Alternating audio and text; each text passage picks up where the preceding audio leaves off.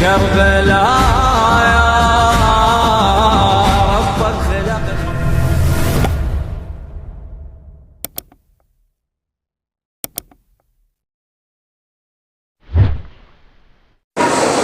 یہ شب استجابت کی شب ہے. جو بھی دعائیں ہیں ان سب کی قبولیت کے لیے سلوات پڑھیں.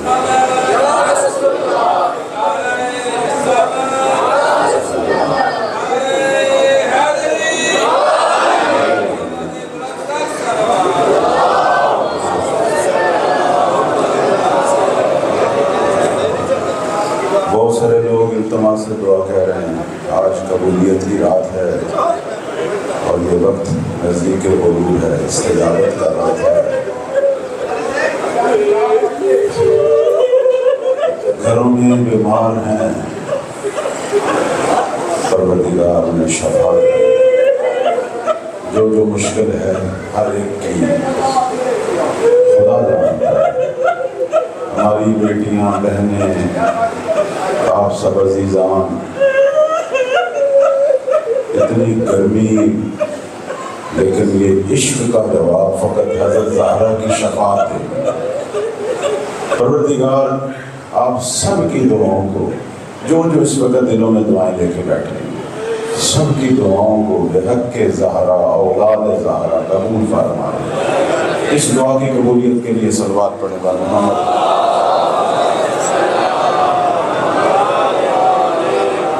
مولا امام زمان علیہ السلام کے ظہور میں تاجیل کے لیے, مولا کی نصرت اور خدمت کا شرف حاصل ہونے کے لیے صلوات پڑھنے والا محمد.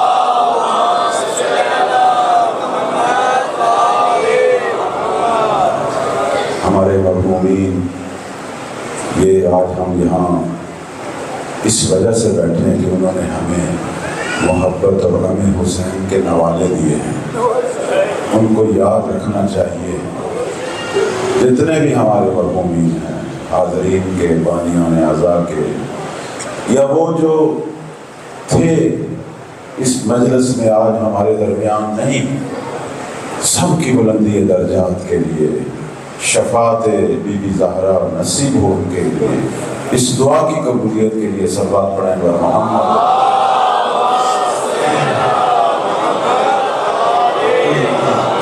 اعوذ باللہ من الشیطان الرجیم.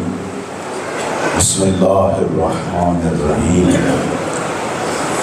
الحمدللہ رب العالمین, رب النور العظیم, رب القدس الرفیع, رب البحر المسجود, والصلاة والسلام وتحیت والاکرام علی اشرف الخلائق اجمعین, امام المرسلین, خاتم النبیین, ابی القاسم محمد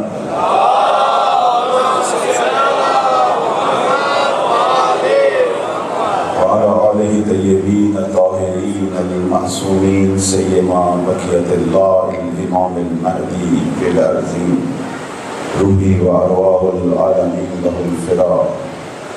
اما بعد فقال مولانا الامام الصادق صلوات اللہ علیہ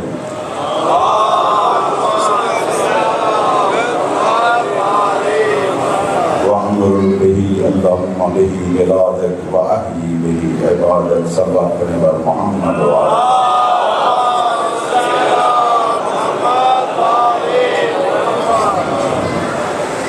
میرے عزیزو, بزرگوں, عزاداران, سید الشہداء, موالیان حیدر کرار, آج جب شب عاشور بھی ہے, اتنے دن سے یہ آپ قرصہ لے رہے ہیں.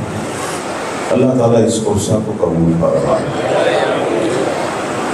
ہم یہاں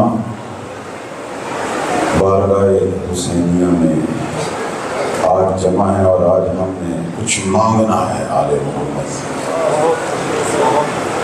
آپ جانتے ہیں یہ خاص شب ہے. اس شب میں مولا حسین نے بھی سب کو جمع کیا تھا. آج ہم بھی جمع ہیں اور آج کا حسین وقت کا امام, اس کی نگاہ ہے ہم. ویسے تو وہ ہے وارث حسین. یہ غم ہمارے دلوں میں اس لیے ہے کہ یوسف زہرا کا دل غم سے بھرا ہوا ہے. میں دعائے عہد چونکہ اپنا موضوع سخن قرار دیا، اس کا ایک جملہ آپ کی خدمت میں بیان کروں گا تاکہ سلسلہ موضوع بھی رہے، پھر انشاءاللہ آہستہ آہستہ اپنی گفتگو کے مراحل طے کریں گے۔ چھٹے مولا امام جعفر صادق صلوات اللہ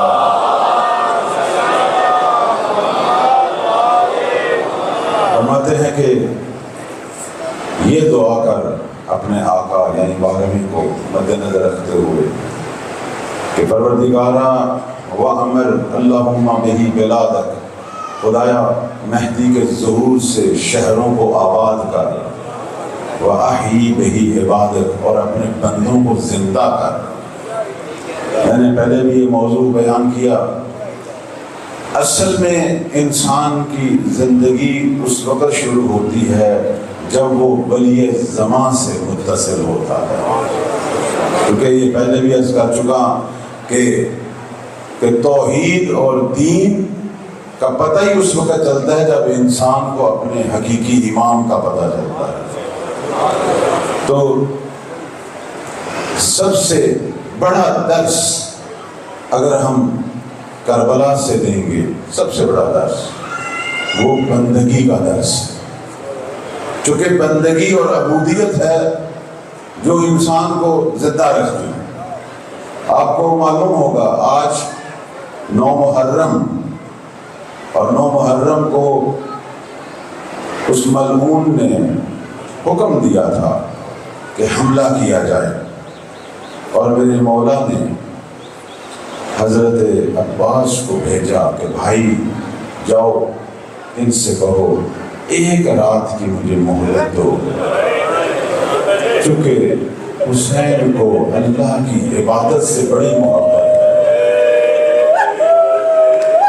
میں چاہتا ہوں ایک رات اپنے پروردگار کی عبادت کروں، قرآن کی تلاوت کروں، استغفار کروں۔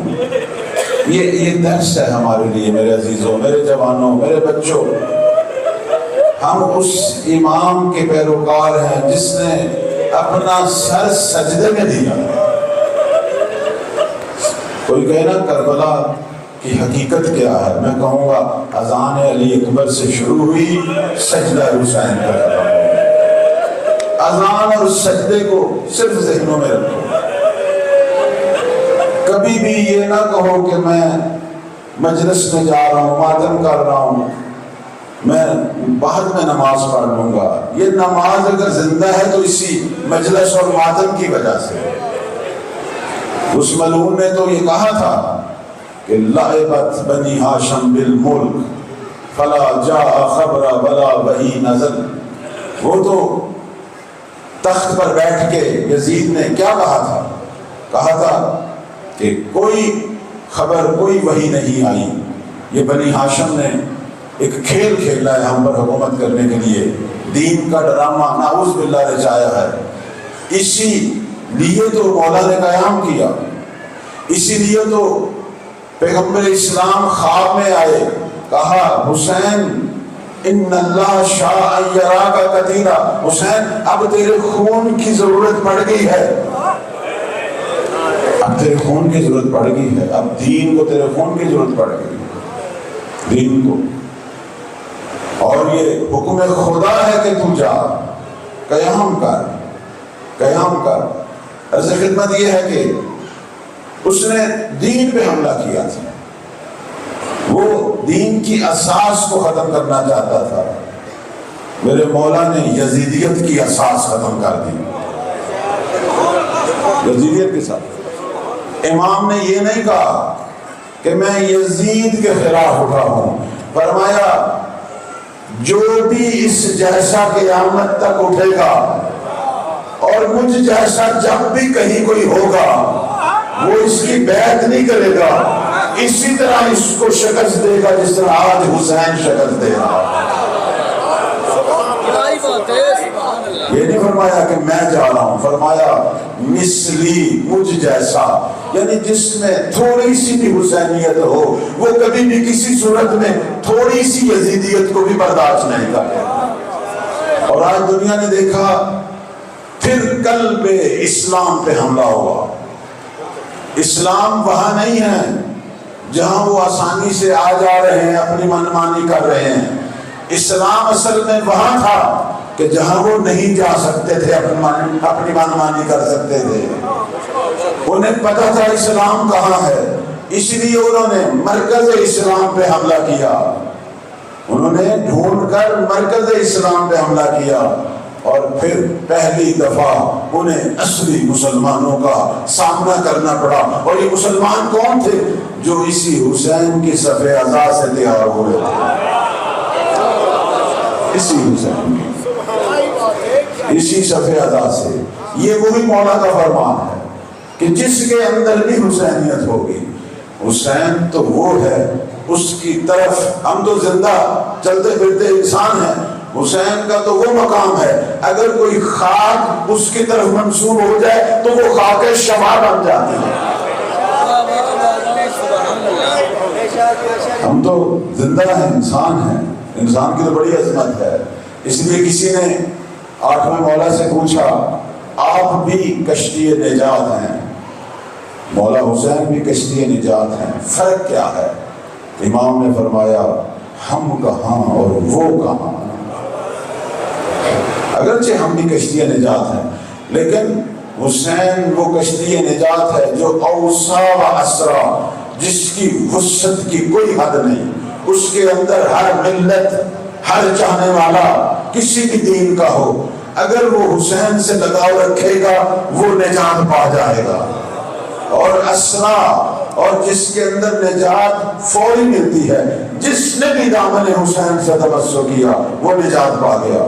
فرماتے ہیں حسین تو وہ کشتی نجات ہے جس سے ہم ائمہ اہل بیت بھی تمسک کرتے ہیں۔ صلوات پڑھیں بار محمد و آل محمد۔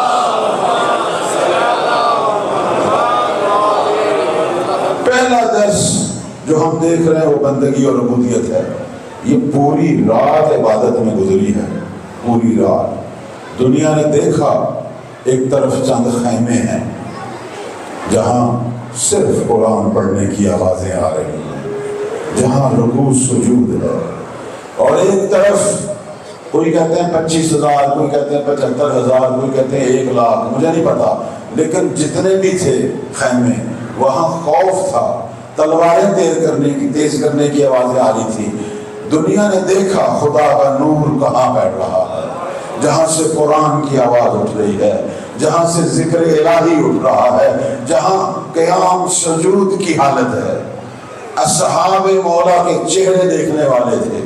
یہ تو راوی نقل کرتے ہیں، کہتے ہیں لشکر یزید میں چہرے سیاہ تھے، خوف تھا، اور مولا کے جو اصحاب تھے ان کے چہرے شدت اشتیاق، اپنے رب کی ملاقات کے اشتیاق سے سرخ تھے، عبادت بھی کر رہے تھے اور لمحات گن رہے تھے، ایک دوسرے سے پوچھ رہے تھے کب عاشور کی صبح طلوع ہوگی، ہم حوض کوثر پر جا کے جام کوثر پیئیں گے۔ یہ ہے منظر، یہ منظر۔ ایک صحابی رسول جناب بریر اتنے بوڑھے کہ آنکھوں کے بھومیں چہرے پہ گری ہوئی ہیں، پٹی باندھ کے کانپتے ہوئے ہاتھوں سے ذکر بھی کر رہے ہیں، اپنی تلوار کو بھی صاف کر رہے ہیں اور کہہ رہے ہیں کب صبح عاشور ہوگی، حسین کی رکاب میں اپنی جان دوں۔ یہ ہے منظر۔ حسینی ایسے ہیں۔ اب اس جنگ میں بھی ایسے ہی تھا، اس جنگ میں ایسے تھا، جہاں کہیں کوئی حملہ ہوتا تھا وہاں حسینی جمع ہو جاتے تھے، کوئی خوف نہیں تھا۔ دشمن تہ خانوں میں چھپ رہا ہے، آپ نے دیکھا دشمن جن کو اپنے اسلحے پہ ناز تھا وہ تہ خانوں میں چھپ رہے ہیں، اور جن کے پاس حسین کی بصیرت اور اس کے رب کی عبودیت تھی وہ جہاں بم گرتا تھا وہاں کھڑے ہو کے صرف یہی نعرہ لگاتے تھے لبیک یا حسین۔ یہ تھا، یہ حسینی ہے۔ آج کیوں مولا حسین کے دشمنوں کے چہروں پر آپ دیکھ نہیں رہے کیسا خوف ہے؟ وہ کھڑے تھے، میں صرف حالات حاضرہ کی طرف اشارہ کروں گا، وہ کھڑے تھے کہ شاید مذاکرات کے بعد ہمارے ساتھ تصویر بنائیں گے۔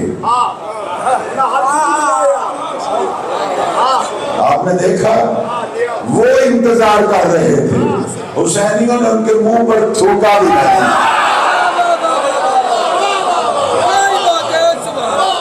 تھوکا بھی نہیں،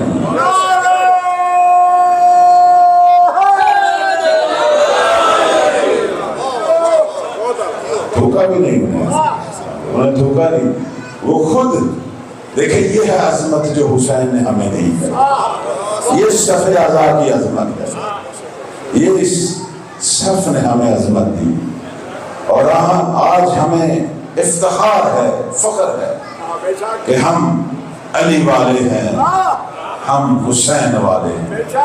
میں حیران ہوتا تھا کہ زمانہ ظہور کی جو روایات ہیں ان روایات میں کہ جب آسمان سے ندا آئے گی، ویسے تو مولا کے ظہور کی 5 نشانیاں ہیں۔ پہلی نشانی کیا ہے؟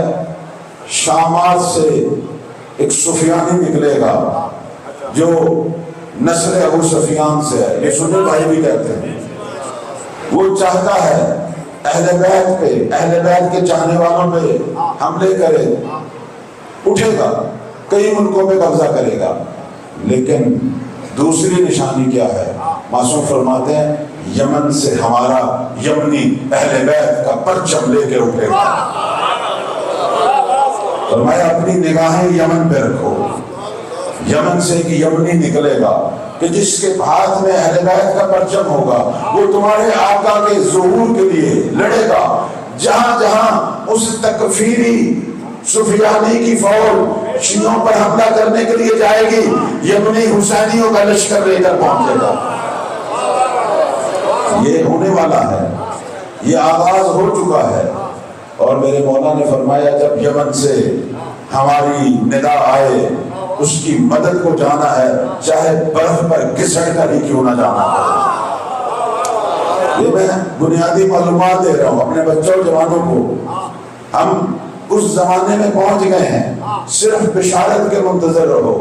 اسی طرح فرمایا تیسری نشانی آسمان سے ایک ندا آنے والی ہے، اپنی توجہ ندا میں رکھنا۔ ندا کون دے گا؟ جبرائیل پکارے گا، جسے پوری دنیا سنے گی، ہر شخص کو اس کی زبان میں سمجھ میں آئے گی۔ لوگ سوچتے تھے کیسے ہو سکتا ہے جبرائیل پتہ نہیں کس زبان میں بولے، ہمیں کیسے سمجھ آئی؟ آج تو اپنے ناقص ٹیکنالوجی سے کوئی بھی بولے اسے 70 زبانوں میں سمجھ سکتا ہے، جو سارے علم کا مالک خدا ہے۔ جبرائیل بولے گا سب کو اس کی زبان میں سمجھ آئے گی، اور جو فکرہ اس نے بولنا ہے معصوم فرماتے ہیں وہ فکرہ ایسا شاندار ہے، کھڑا آدمی سوچتا سوچتا بیٹھ جائے گا، بیٹھا کھڑا ہو جائے گا، لیٹا اٹھ بیٹھے گا۔ جبرائیل نے کیا کہنا ہے؟ جبرائیل نے پوری دنیا کو ایک پیغام دینا ہے۔ کیا دینا ہے؟ جبرائیل نے ایک تو میرے مولا کی آمد کا اعلان کرنا ہے، ان کا نسب بتانا ہے، نام بتانا ہے، اس کے بعد اس نے پیغام دینا ہے۔ پیغام یہی ہے کہ جسے سن کر پوری دنیا کے حسینی اٹھ کھڑے ہوں گے۔ پیغام کیا ہے؟ جبرائیل کہے گا حق ہمیشہ سے علی کے شیعوں کے ساتھ ہے اور ان کے ساتھ رہے گا۔ وہ فرقہ، وہ دین جو اب تک حق پر تھے اور حق پر رہے گے، وہ علی کے ہی شیعہ۔ میں سوچتا تھا کہ یہ کیسے ہو سکتا ہے؟ آخر علی کو 8 ارب آبادی ہے، 2 ارب جانتے ہیں، 3 ارب جانتے ہیں۔ دنیا کے اندر بہت سارے لوگ ابھی بھی نہیں جانتے، جو اپنی دنیا میں گم ہیں، لبرل ہیں، ملحد ہیں۔ یعنی اس سے پہلے مولا علی اتنے مشہور ہو چکے ہوں گے، سوچتا تھا نا، یعنی کون مشہور ہو چکے ہوں گے، لیکن اس جنگ نے بتا دیا آج دنیا کا سب سے بڑا شیطان خود سوچنے میں مجبور ہے۔ جب اس نے پہلی دفعہ مذاکرہ کیا تو اس نے ڈرایا کہ میں تمہیں مار دوں گا۔ انہوں نے ہنس کے کہا ہم علی والے ہیں، موت سے نہیں ڈرتے۔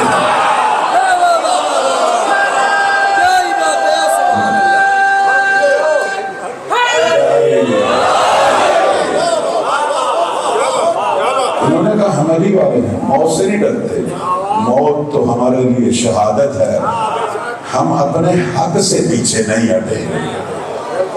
پھر یہ حیران ہو کے انٹرویو دے رہا ہے وزیر خارجہ کہ یہ کس قسم کے لوگ ہیں، پہلی دفعہ ہمارا سامنا ان مسلمانوں سے پڑا ہے کہ جو موت سے نہیں ڈرتے۔ میں کہوں گا تیرا سامنا پہلے کبھی کسی مسلمان سے پڑا ہوا ہے؟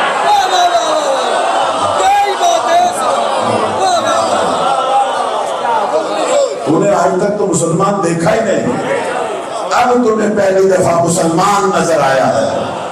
جس طرح حسین نے 61 ہجری کو دین محمد بچایا، اسلام بچایا، آج اسی حسین کی صف ازا پہ حسینی جو پلے ہیں، جو میرے مولا کا لطف ہے، ان حسینیوں نے آج 1400 سال بعد دوبارہ زمانے کے یزید کے منہ پہ تھپڑ مار کر اسلام کی آبرو کو بچا دیا۔ صلوات پڑھیں بر محمد و آل محمد۔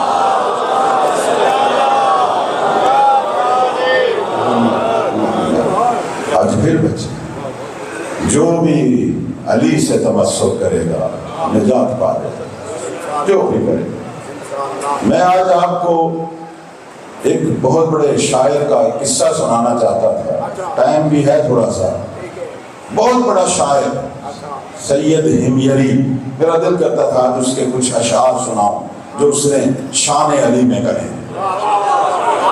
اگر مزاج ہے تو بلند تر صلوات پڑھیں۔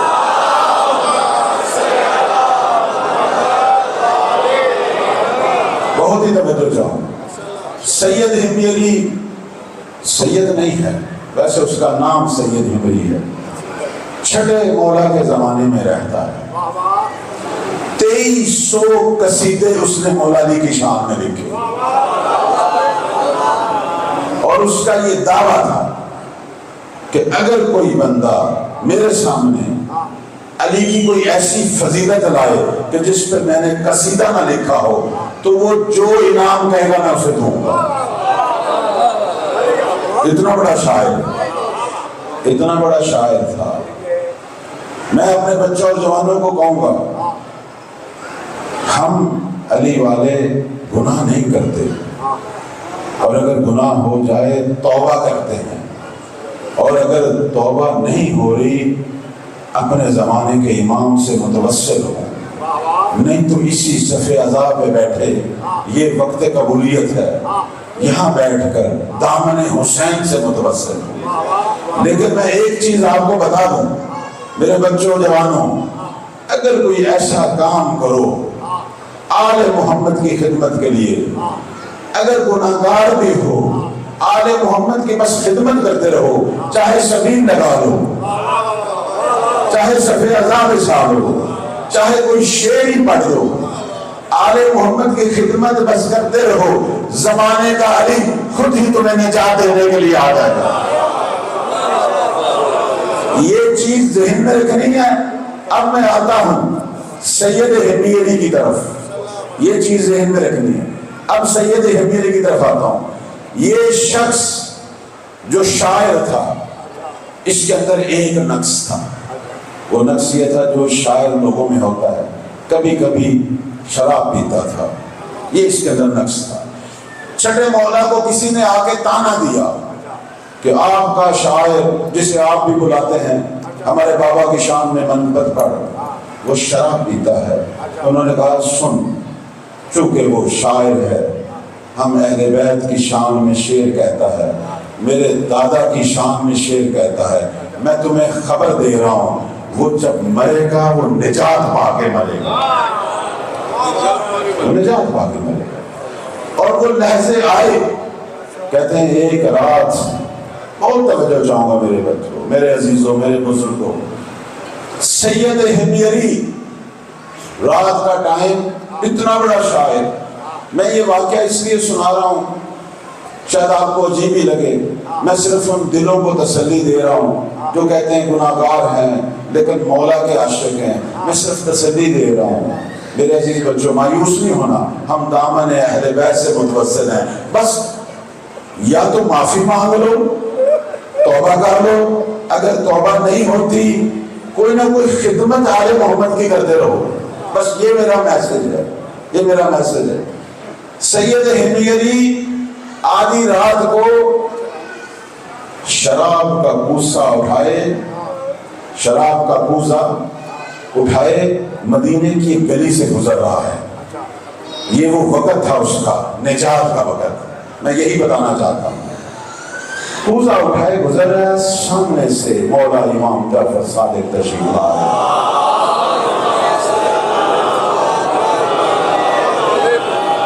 جب دیکھا نا امام آ رہے ہیں، اب توجہ فرمائیے گا، جب امام کو دیکھا اپنا کوزہ پیچھے کمر کے پیچھے چھپا لیا،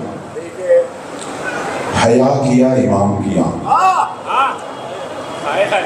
میرے عزیزو، سید ہمیری کو شاید پتا ہو یا نہ ہو، امام وقت تو دیکھتے ہیں، آج بھی دیکھتے ہیں، ہمیں دیکھتے ہیں، بس سوچ لیا کرو زہرا کا لال دیکھ رہا ہے، بس سوچ لیا، پیچھے کوزہ چھپا لیا۔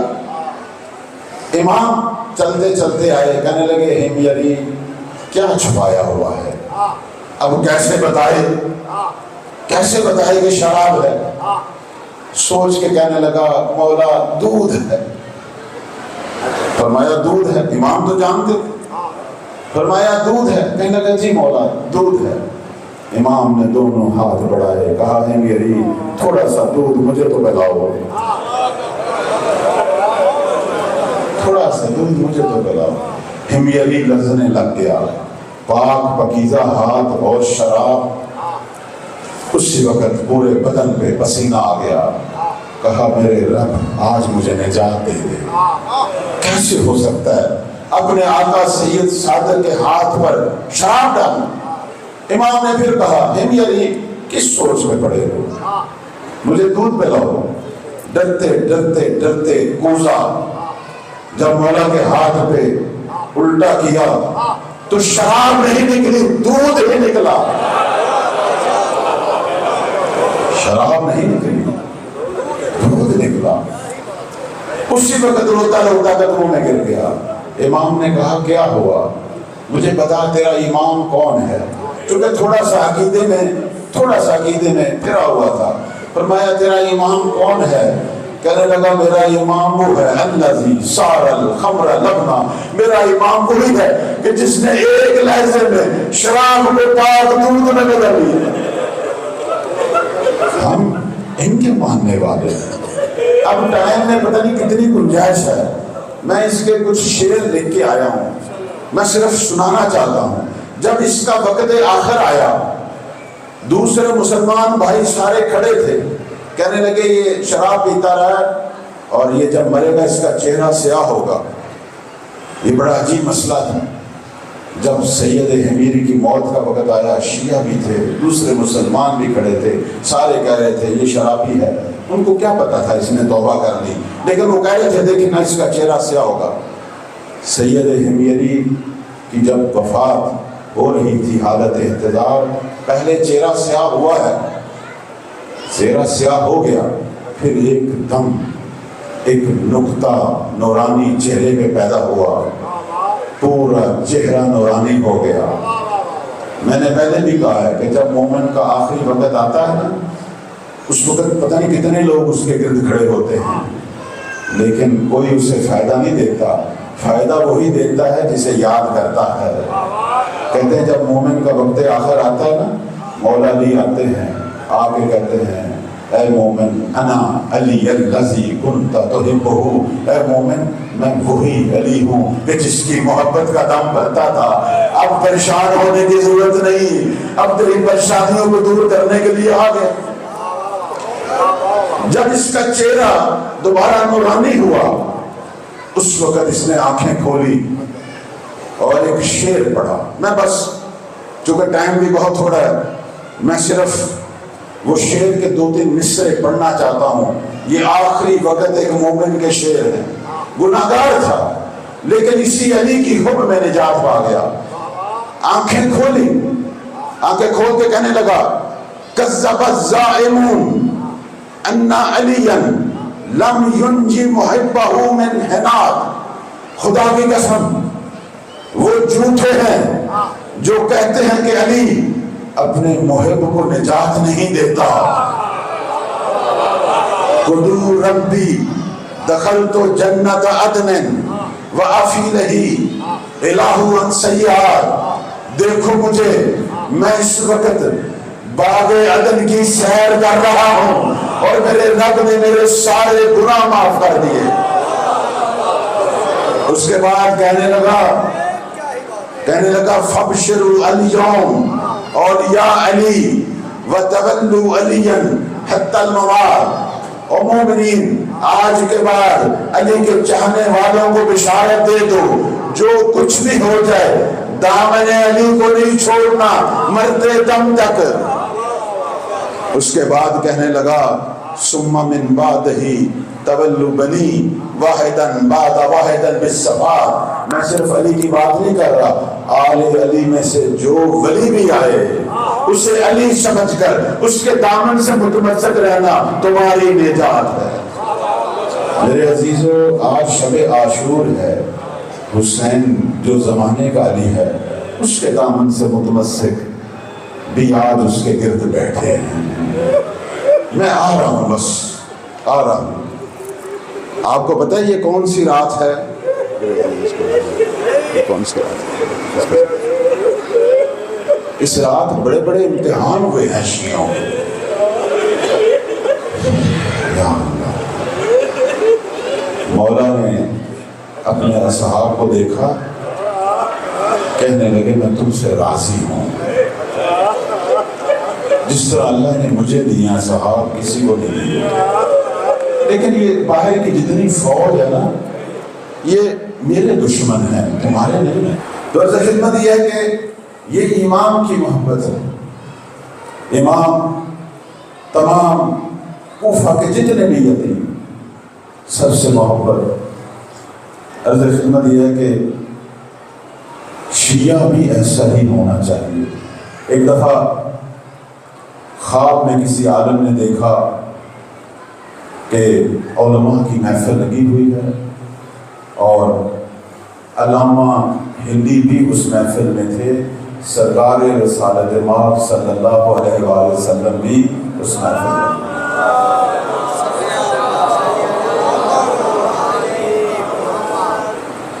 تو سرکار نے تمام علماء کی محفل میں علامہ ہندی کو بلایا، بہت بڑی شخصیت علامہ ہندی، ان کو بلایا، اپنے پاس بٹھایا۔ ہم نے پوچھا کہ اتنے علماء آپ نے ان کو بلایا؟ کہا ان کا اور باقی علماء میں ایک فرق ہے۔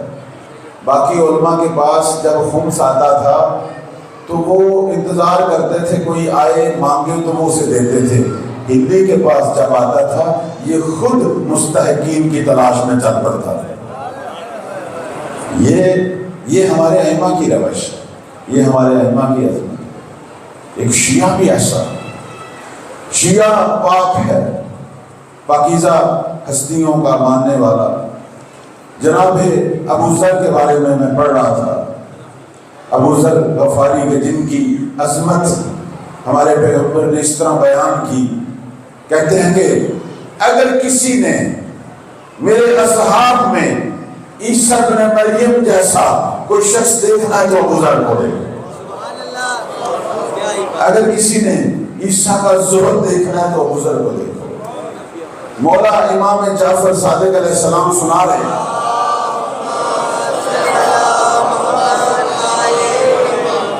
فرماتے ہیں کہ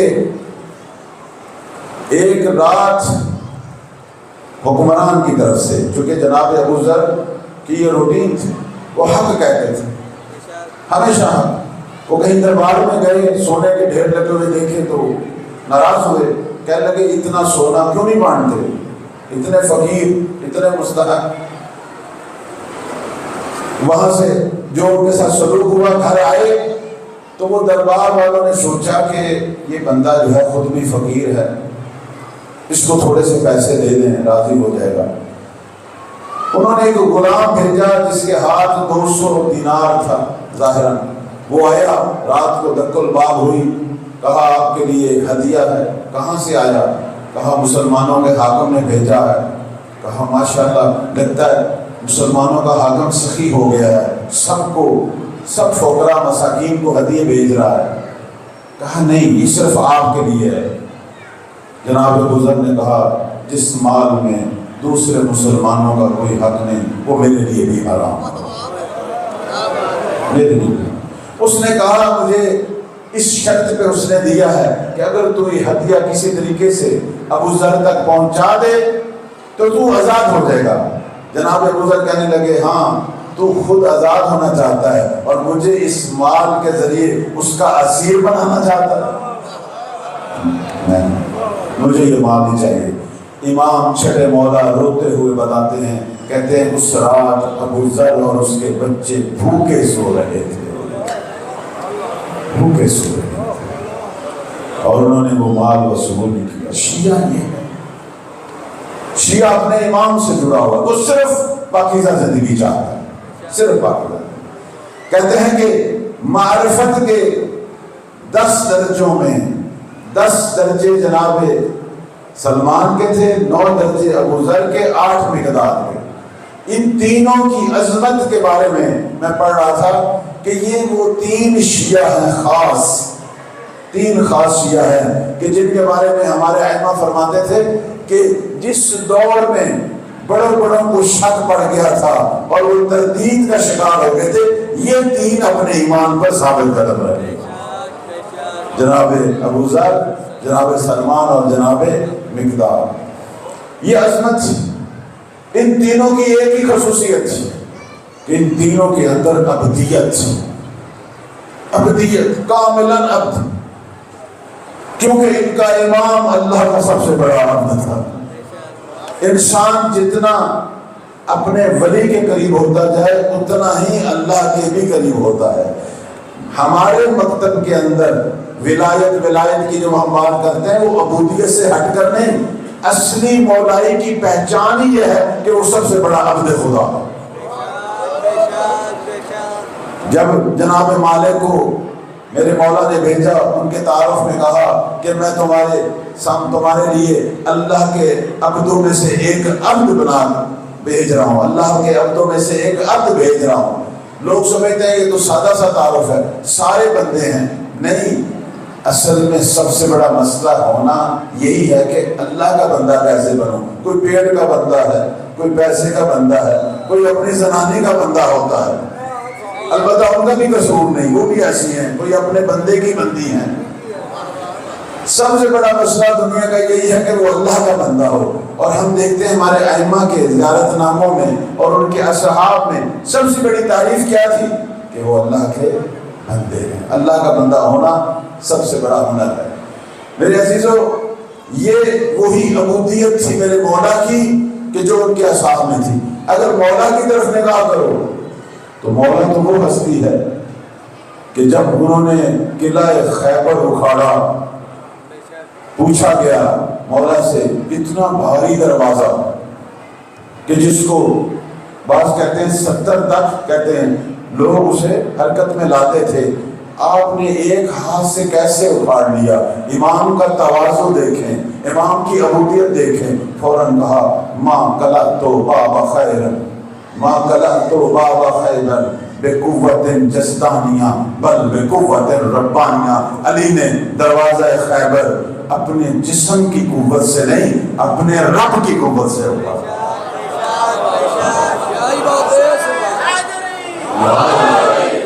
اللہ کا جو بندہ ہے وہ کبھی بھی کسی عمل کو اپنی طرف نسبت نہیں دیتا، وہ اپنے ہر عمل کو اپنے خدا کی طرف نسبت دیتا ہے۔ ایک شخص آیا، اس نے کہا سرکار رسالت مآب صلی اللہ علیہ وآلہ وسلم سے،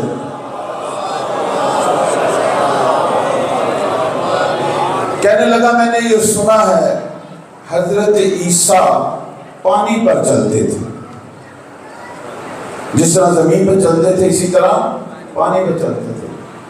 تو پیغمبر نے فرمایا لو زاد یقینہ لمشى علی الهوى، ابھی میرے بھائی عیسیٰ کا یقین کم تھا، اگر اس کا یقین کچھ اور زیادہ ہوتا تو جس طرح وہ زمین اور پانی پہ چل رہا ہے اسی طرح ہوا میں بھی چلتا۔ اب یہ بات اپنے ذہن میں رکھیں، جب میرے مولا نے وہ دروازہ اکھاڑا تھا وہاں ایک خندق تھی بہت گہری، امام نے دروازہ اکھاڑ کے خندق میں اتر گئے. خندق میں اتر کے اب یہ سیرت میں یہی لکھا ہے آپ نے دروازہ اپنے دونوں ہاتھوں پہ اٹھا لیا. اب اسلام کے لشکر اس دروازے سے گزر رہے تھے. وہ ایک پل بن گیا نا, ایک پل سے لشکر گزر رہے تھے, سوار گزر رہے تھے, پیدل گزر رہے تھے. ایک نے خندق میں ذرا غور سے دیکھا کہ علی اتنا بڑا دروازہ سنبھال کے کیسے کھڑے ہیں, اوپر سے فوج گزر رہی ہے. ذرا نیچے دیکھا, پاؤں زمین پر نہیں تھے, ہوا میں تھے.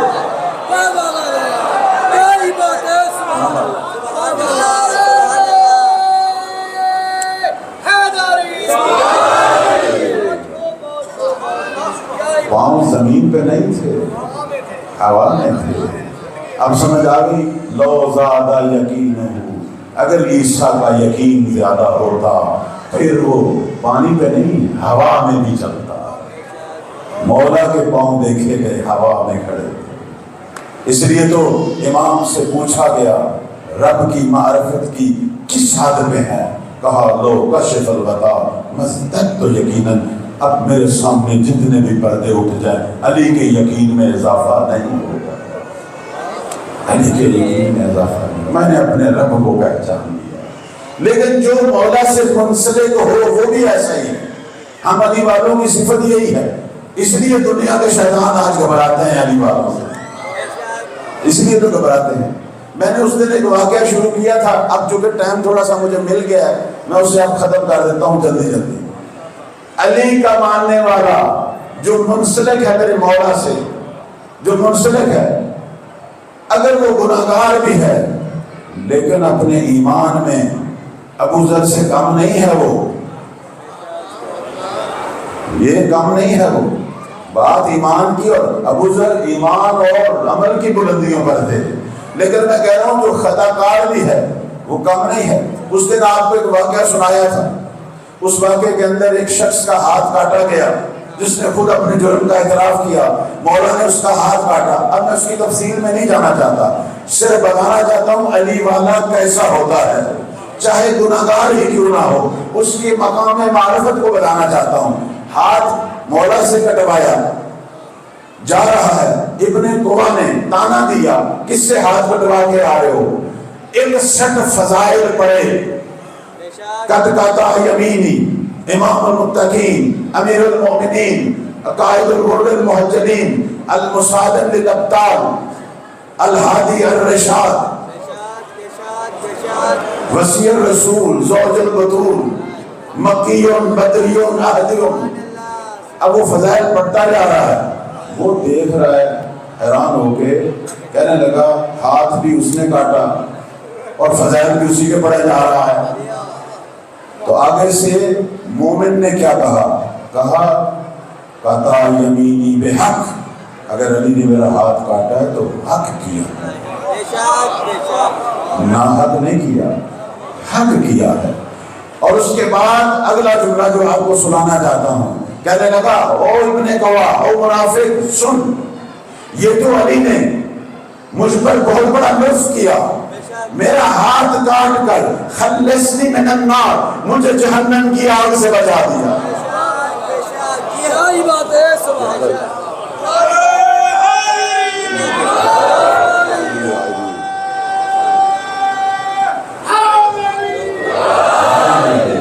علی والے ایسے ہوتے ہیں, ان کے ایمان میں کوئی کمی نہیں. یہ آج دنیا دیکھ چکی ہے. میں حیران تھا کہ جب مولا امام زمان کی آمد ہوگی اس وقت کچھ علامات ظاہر ہوں گی. ایک علامت کیا ہے؟ آسمان سے آواز آئے گی. آپ نے بھی سنا ہوگا, ایک علامت آسمان سے آواز ہے. آپ کو پتا ہے مومنین کرام, وہ جو آسمان سے آواز آئے گی وہ کیا ہے, وہ کیا کہے گی؟ احادیث اٹھائیں, احادیث میں آتا ہے آسمان سے جبرائیل پکاریں گے. کب؟ مولا کے ظہور سے 3 مہینے پہلے آسمان سے جبرائیل پکاریں گے. کیا پکاریں گے؟ کہ حق علی کے شیعوں کے ساتھ ہے.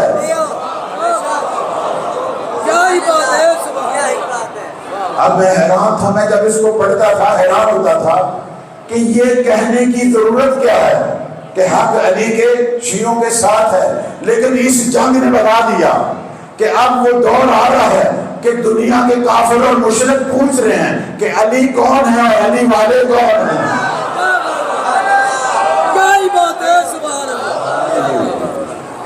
اب دنیا پوچھ رہی ہے، اب دنیا کو فکر پڑ گئی ہے کہ علی کون ہے۔ بس میں ختم کر رہا ہوں، چند منٹ سے زیادہ نہیں۔ آج میرا دل تھا میں تھوڑا سا ذکر مصیبت کروں مسموم مدینہ کے بیٹے کی، جس کو مولا حسین نے خود پالا۔ میرے عزیزو، بیٹا اس کو اپنی نیچے رکھ دیں، نیچے رکھنا اپنے نیچے۔ امام حسن مجتبیٰ کے 4 بیٹے آئے تھے کربلا میں، صرف قاسم شہید نہیں ہوئے، 3 بیٹے اور بھی تھے، 4 بیٹے۔ ساریاں بیٹیاں حسن مجتبیٰ کی بھی اسیر ہوئیں۔ جس طرح حسین کے بیٹے مارے گئے، حسن کے بیٹے بھی مارے گئے۔ جس طرح حسین کی بچیاں اسیر ہوئیں، حسن کی بھی ہوئی۔ میں حسن حسین کیوں کہہ رہا ہوں؟ میں کہوں گا بطول کا گھر اجڑا کربلا کے اندر۔ قاسم وہ ہے جسے امام نے خود پالا۔ 2 سال کے تھے جناب قاسم، 2 سال کے تھے امام حسن مجتبیٰ شہید ہوئے۔ قاسم کو میرے مولا نے خود پالا، خود پالا قاسم کو، اس لیے زیادہ پیار تھا قاسم سے۔ سب سے بڑا بھائی حسن مثنیٰ تھے۔ جناب حسن مثنیٰ وہ شخصیت ہے کہ جو کربلا میں سب سے پہلے جو گئے جناب علی اکبر کے بعد، کہتے ہیں 18 زخم کھائے تھے اس نے، تڑپ رہا تھا جب مولا اس کا وجود لے کے آئے۔ اور یہ سید زیادہ تڑپتا رہا، شام غریباں تک یہ زندہ رہا۔ اس کے بعد ماں کی طرف سے رشتہ دار آئے اور انہوں نے عمر بن سعد سے بات کی، اس کو کوفہ لے کے 1 سال تک علاج ہوتا رہا اور یہ بچ گیا۔ یہ اللہ کی مشیت تھی، ایک حسن کا بچنا تھا، ایک حسین کا بچنا تھا۔ جناب حسن مثنیٰ جو سب سے بڑے بیٹے تھے، یہ وہ تھے جن کا بی بی فاطمہ کبریٰ سے نکاح ہوا تھا، شادی ہوئی تھی۔ اس وقت بی بی فاطمہ کبریٰ ان کی بیوی تھی اور ان سے صاحب اولاد تھی۔ لیکن میرا دل خون ہوتا ہے جب میں دیکھتا ہوں ہمارے پاس، میں یہی کہوں گا ناسمجھ شیعہ مہندی جیسی رسم منانے کی کوشش کرتے ہیں۔ قاسم کا نکاح کس سے کرتے ہو؟ فاطمہ کبریٰ سے، جو کہ بھابی ہے، بھائی کی بیوی ہے۔ آیا حسین کا دل زخمی نہیں ہوتا؟ بعض لوگ کہتے ہیں جی یہ ماں کی حسرت تھی۔ ماں کی حسرت، وہ بھی بچہ 13 سال کا ابھی بالغ نہیں ہوا، ٹھیک ہے ماں کی حسرت، لیکن کس سے کر رہے ہو؟ فاطمہ کبریٰ کا شوہر زندہ ہے، حسن مثنیٰ کی بیوی ہے، اولاد امام حسن اسی خاتون سے اور حسن مثنیٰ سے ہے۔ یہ کہیں بھی نہیں لکھا ہوا، کسی تاریخ میں نہیں ہے۔ اور یہ بدعت، یہ رسم، یہ انحراف، میں یقین سے کہتا ہوں صرف حسین کا دل خون نہیں ہوتا، مہدی کے دل کو بھی پارا پارا کرتا ہے۔ مجھے بتائیں کوئی باپ برداشت کرے گا اس کی شادی شدہ بیٹی جس کا شوہر زندہ ہے اس سے کسی اور بچے کا نکاح شروع کر دیا جائے؟ کوئی برداشت کرے گا؟ کوئی عزت والا؟ ہم کیوں ان باتوں کی نسبت اہل بیت کی طرف دیتے ہیں؟ بس میں آ رہا ہوں مسائل کے چند جملے۔ قاسم چھوٹے تھے لیکن مقام معرفت کیا تھی۔ شب عاشور جب میرے مولا لسٹ بنا رہے تھے شہداء کی، یہ بچہ آگے آیا، کہنے لگا میرا نام بھی ہے اس لسٹ میں۔ امام حسین نے قاسم کو دیکھ کے کہا قاسم مجھے بتا موت تجھے کیسی لگتی ہے؟ کہنے لگا احلا من الاسل، چچا آپ کے قدموں میں موت شہد سے بھی زیادہ شہید۔ کہا قاسم ہے، تیرا نام بھی ہے، تیرا نام بھی ہے اور علی اصغر کا نام بھی ہے۔ اپنا نام سن کے تو خوش ہوئے، جب علی اصغر کا نام سنا ہاشمی غیرت سے قاسم درز اٹھا۔ کہا چچا کیا اشقیاء خیموں میں آ جائیں گے؟ کہا نہیں قاسم گھبرا نہیں، میری زندگی میں نہیں آئیں گے، میں اصغر کو لے کے جاؤں گا۔ اجرکم اللہ اجرکم اللہ۔ 3 دفعہ یہ آئے حسین کے پاس روز عاشور جب علی اکبر کی شہادت ہوئی، 3 دفعہ آئے، چچا مجھے موت کی اجازت دو۔ امام اسے دیکھ کر رونا شروع کر دیتے تھے کہ تم تنہا یادگار ہے، میں کیسے تجھے موت کے حوالے کروں۔ آتا ہے اپنی ماں کے پاس، ام فروہ کہتی ہے قاسم علی اکبر مارا گیا اور تو ابھی تک زندہ ہے۔ کہا کیا کروں، جاتا ہوں، چچا اجازت نہیں دیتا، تو ماں نے کہا اپنے بابا کا خط دکھا جو تیرے بازو پہ بندھا ہوا ہے، وہ اسی موقع کے لیے تھا۔ خط بازو پہ بندھا ہوا تھا تعویذ کی شکل میں، کھولتا ہے، جا کے اپنے چچا کو دکھاتا ہے، امام اس خط کو پڑھتے ہیں، بھائی کا لکھا ہوا تحریر نامہ ہے۔ کیا لکھا ہے اس کے اندر؟ لکھا ہوا ہے حسین بھائی اگر میں کربلا میں ہوتا اپنی جان تجھ پہ فدا کرتا، میں نہیں ہوں گا، میری جگہ قاسم کی قربانی کروں گا۔ اللہ اکبر اللہ اکبر اللہ۔ یہ خط جب پڑھا حسین نے برداشت نہیں ہوا، بس قاسم کو سینے سے لگایا، اتنا روئے۔ کہتے ہیں کہ کربلا میں کچھ مقامات پر مولا حسین نے کثرت گریہ سے غش کھایا تھا، ایک یہی مقام تھا۔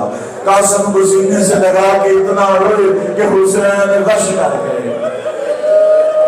اب اس بچے کو تیار کیسے کریں، کیسے تیار کریں؟ نہ کوئی زرا آتی ہے بچے کو، نہ کوئی خود آتا ہے، اپنے ہاتھوں سے اٹھا کے گھوڑے پہ بٹھایا، پاؤں بھی رکابوں تک نہیں جا رہے، مولا نے رکابیں کاٹ کر چھوٹی کی، قاسم کے پاؤں گھوڑے پہ آئے، رکابوں پہ آئے، سر پہ ہاشمی امامہ باندھا، پیراہن اپنے ہاتھ سے پہنایا، کہا قاسم جاؤ۔ جب قاسم نکلا، یہ میری روایت نہیں ہے، حمید ابن مسلم لشکر اشقیاء کا راوی کہتا ہے جب قاسم نکلا خیام حسینی سے، اتنا حسین بچہ، اتنا خوبصورت بچہ، پورا لشکر حیران ہو گیا۔ لگتا تھا جیسے خیام زہرا سے چودھری کا چراغ نکل آیا۔ میں پوچھوں گا جو دشمنوں کو چودھری کا چاند لگ رہا تھا وہ حسین کو کتنا پیارا تھا۔ اجرکم اللہ اجرکم اللہ۔ وہ تو جگر تھا میرے مولا کا جو لشکر اشقیاء سے برد کیا۔ جب قاسم گئے تھے جو چھوٹے سے، کہتے ہیں پہلے حملے میں 80 ملاعین کو فی النار کیا، ہے تو عباس کا تربیت یافتہ تھا قاسم۔ عمر ابن سعد نے ایک بڑے پہلوان ازرق کو کہا تو چاہ، یہ کوئی معمولی بچہ نہیں ہے، یہ عباس کا تربیت یافتہ ہے۔ کہنے لگا میری شان کے خلاف ہے، میں اپنے بچوں کو بھیجوں گا۔ اس کے 4 بچے تھے، میں بہت جلد گزر رہا ہوں، قبلہ کا بھی ٹائم نہ ہو، 4 بچے تھے، ایک ایک کر کے بھیج رہا، چاروں کو قاسم نے پھر نار کیا۔ آخر میں جب اس نے دیکھا نا میرے 4 مارے گئے، اس کی آنکھوں کے آگے اندھیرا آیا، اب خود اس نے تلوار اور نیزہ اٹھایا، چل پڑا میدان کی طرف۔ امام دور بیٹھے قاسم کی جنگ دیکھ رہے ہیں۔ جب ازرق کو آتا ہوا دیکھا، پتہ نہیں حسین کے دل میں کیا آیا، اٹھ کے ام فروہ کے پاس چلے گئے، کہا تو ماں ہے ایک دعا کر، میرا قاسم اس ظالم کے مد مقابل فتح پائے، کیونکہ بہت بڑا کمینہ آیا ہے قاسم کے مقابلے میں۔ بی بی نے دعا کی، اس کو بھی فنار کیا۔ جب عمر ابن سعد نے دیکھا قاسم سب کو جہنم حاصل کر رہا ہے، اس نے کہا ایک ایک کر کے نہیں، مل کے حملہ کرو۔ تیروں کی بارش ہوئی، مقتل لکھتا 17-18 تیر قاسم کے بدن میں لگے۔ وہ ملعون عمر اسدی ملعون نے جب دیکھا نا قاسم کے ہاتھ سے تلوار چھوٹ گئی ہے، آگے اس نے تلوار کا وار کیا، بس وہ وار کرنا تھا۔ قاسم زمین پہ آئے، حسین کو مدد کے لیے پکارا، چچا میری مدد کو آئے۔ میں نے کسی مقتل میں نہیں پڑھا کہ حسین نے کسی مقتول کی مدد کی ہو، قاسم سے اتنا پیار تھا۔ جب قاسم کی آواز سنی، امام ایسے آئے جیسے عقاب آتا ہے، آ کے اس عمر حسنی ملعون کا وہ ہاتھ کاٹا جس ہاتھ سے اس نے قاسم پہ حملہ کیا. بس کہتے ہیں امام نے جب جنگ شروع کی فوجیں دوڑی, کتنے ہی گھوڑے قاسم کے وجود سے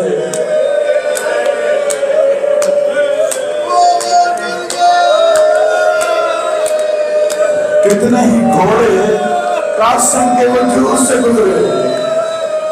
میں نے کہیں یہ نہیں پڑھا کہ جناب قاسم کے ٹکڑے ہوئے ہوں, نہیں پڑھا. البتہ یہ پڑھا ہے کہ گھوڑوں کی ٹاپوں نے ساری ہڈیاں ریزہ ریزہ کر سارے بند توڑ دیے بدن کے. وہ بچہ جسے حسین نے اپنے ہاتھوں سے اٹھایا تھا اس کی لاش بڑی ہو گئی تھی. میرے مولا نے قاسم کو اٹھایا, سینہ اپنے سینے سے, کہا قاسم کبھی نہیں بھولے گا تو نے مجھے پکارا تھا پر تیری مدد کو نہیں پہنچ سکا. اب امام قاسم کی لاشیں کو لے کے آئے ہیں, سینہ میرے مولا کے سینے کے ساتھ, پاؤں کربلا کی زمین سے گزر رہے ہیں. لاش بڑی ہو چکی تھی پھر اس گھوڑوں کے ٹاپوں سے.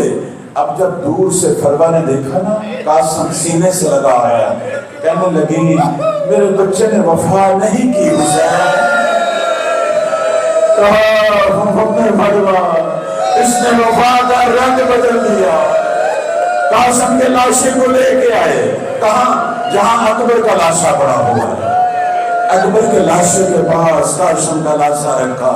امام نے اپنا امامہ اتارا, ایک ہاتھ اکبر کے لاشے پہ, ایک ہاتھ قاسم کے لاشے پہ. اب حسین نے رونا شروع کر دیا, کہا میرے پروردگارا میں تنہا رہ گیا, ہائے میرا اکبر مارا گیا, ہائے میرا قاسم مارا گیا. اللہ لعنت اللہ علی الظالمین.